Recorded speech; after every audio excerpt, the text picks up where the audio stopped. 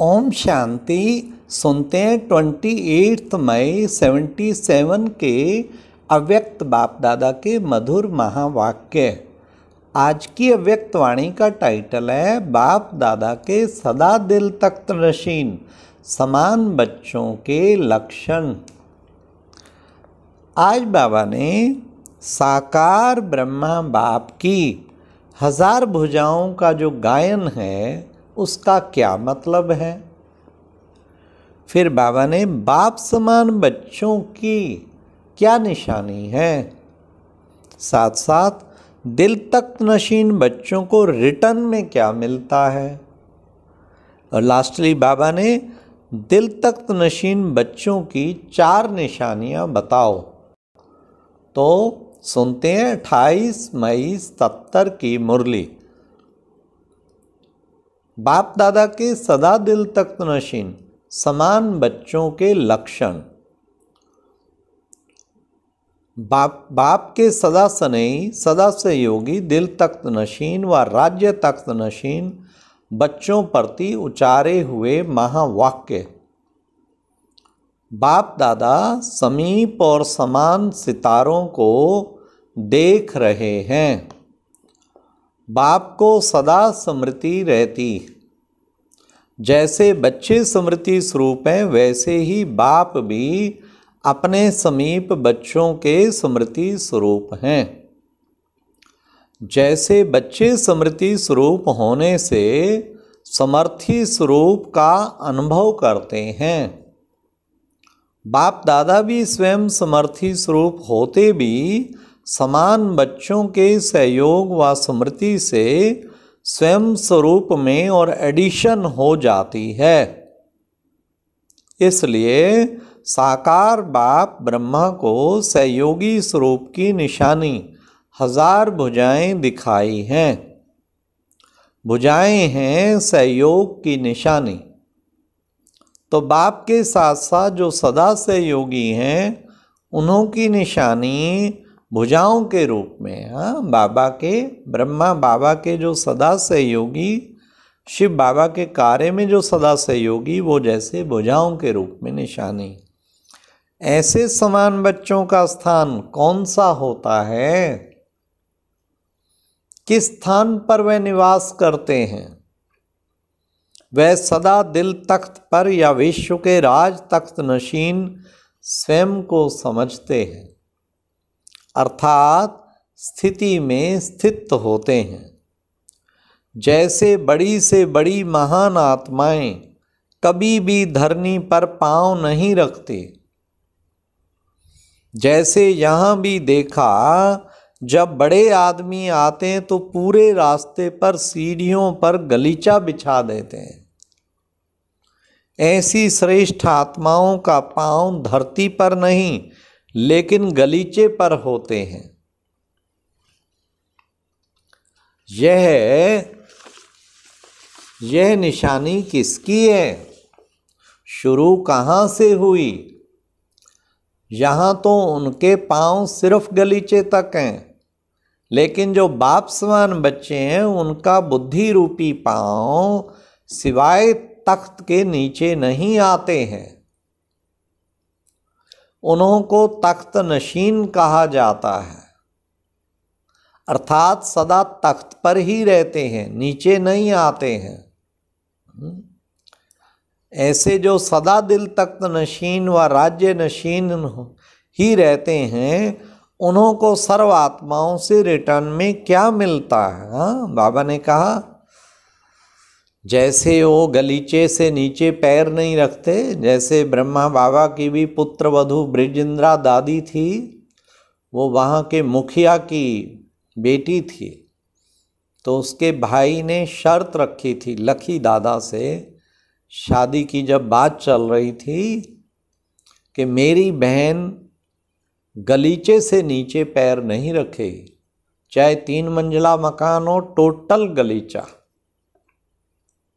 और दूसरी शर्त थी पूरी जेवर से सजी रहेगी, और तीसरी सर्वेंट उसके साथ होंगे, काम करने वाले, वो खुद नहीं करेगी।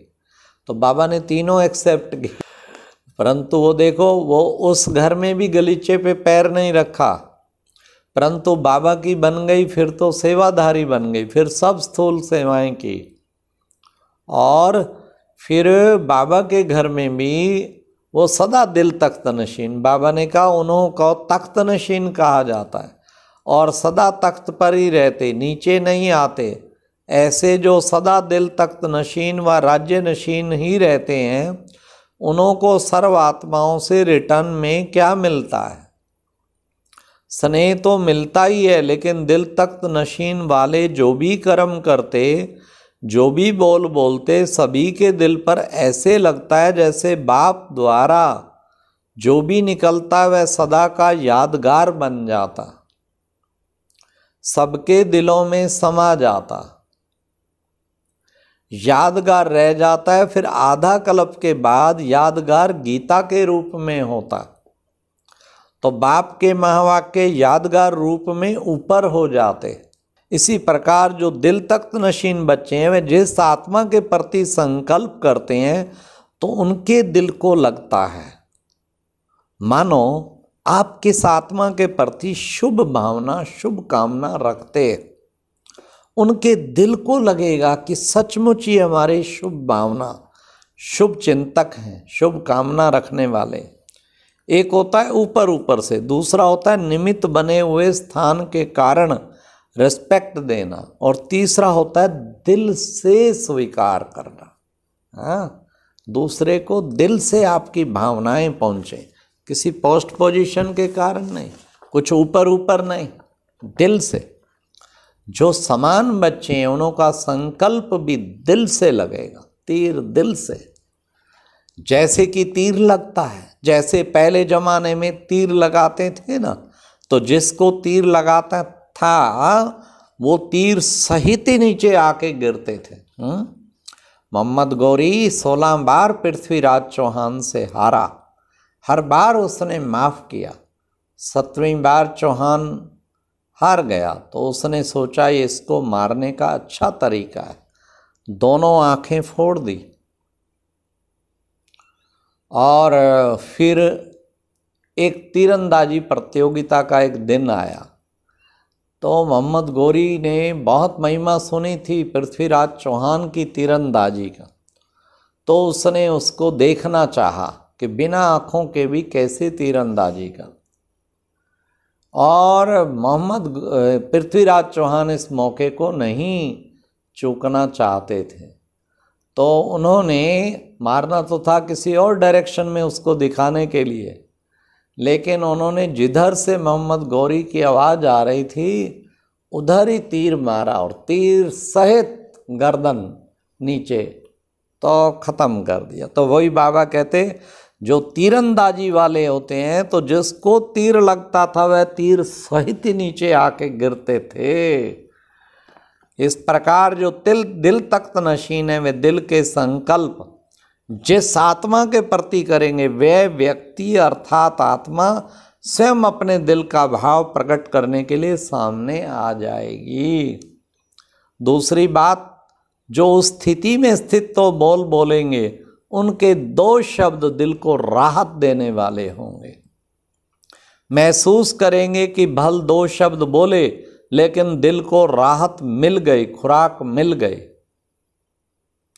तीसरी बात, सदैव ऐसी आत्माओं को दूर होते हुए भी दिल से याद करेंगे। दिल से याद करने की निशानी क्या होगी?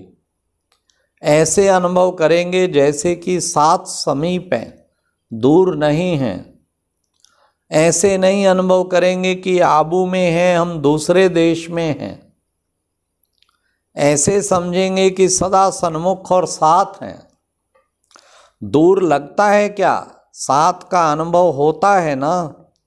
इस प्रकार जो दिल तख्त नशीन बच्चे होंगे, उन्हों का भी प्रैक्टिकल में रिटर्न दिखाई देगा।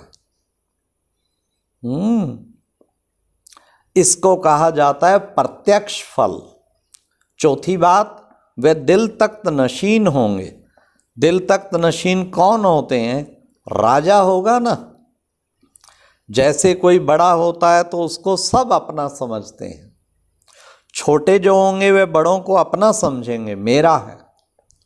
तो दिल तख्त नशीन बच्चे की यही निशानी होती, जो हरेक उनको